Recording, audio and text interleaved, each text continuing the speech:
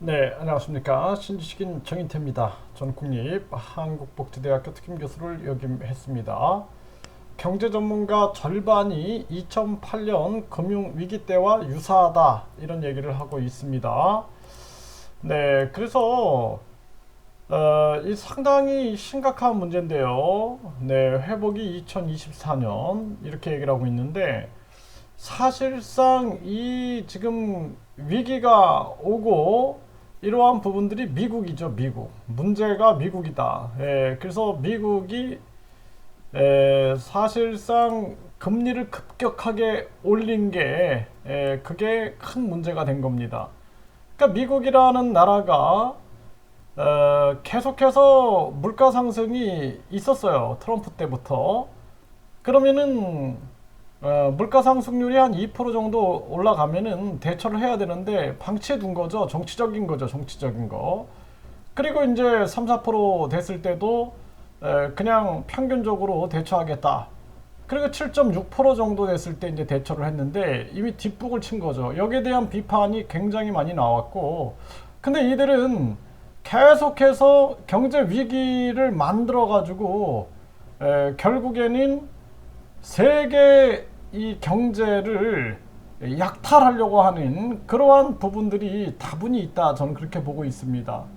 그래서 달러를 계속 푸는 거죠. 전염병 때 이 달러를 계속 풀어가지고 세계의 달러가 흘러 들어가게 한 다음에 금리를 낮춰놓고 있다가 그 다음에 물가가 살살 올라가려고 할 때 방치해 놨다가 이제 물가가 올라가면 급격하게 팍 올려가지고 그래가지고 세계 이 경제를 위태롭게 만드는 것입니다. 이 양털 깎기다라는 얘기도 하죠. 양털 깎기. 네. 그래서 이 많은 세계의 미국의 자본에 잠식된 그러한 국가들은 엄청난 고통을 겪을 수밖에 없는 거죠. 이 참 안타까운 일이 아닐 수가 없다라는 것입니다.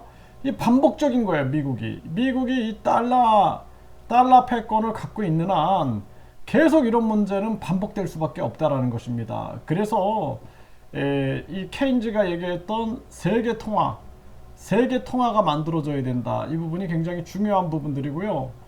참 안타깝습니다. 네, 우리나라가 이 대처하는 것도 너무 틀렸어요. 네, 우리나라의 사정을 고려하지 않은 채 미국하고 똑같이 금리 인상을 자행하면서 결국에는 우리 뭐 자영업이나 또는 각종 또는 기업들, 가게 여기에 완전히 찬물을 끼얹어 버린 거죠.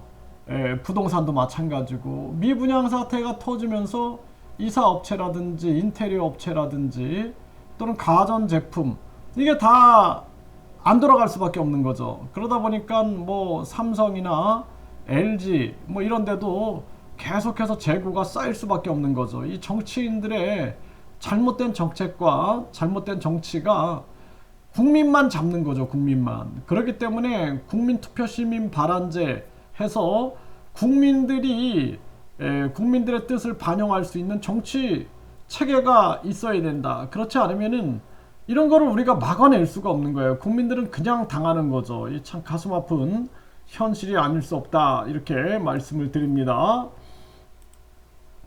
네, 지금 아마존도 1만 명 감원 칼바람이 불고 있다라는 거죠. 네, 베이조스 곧 경기 침체가 온다. 이런 부분에 대해서 비판하고 있고, 메타도 지난주 1만 1000명 이상 직원 해고 발표하고, 네, 리프트도 13% 해고 통지하고, 스트라이프도 전체 직원의 14%를 감원하고, 네, 이러한 슬픈 현실이 만들어지는 것입니다. 이게 서민들, 힘없는 자들만 당하는 거죠.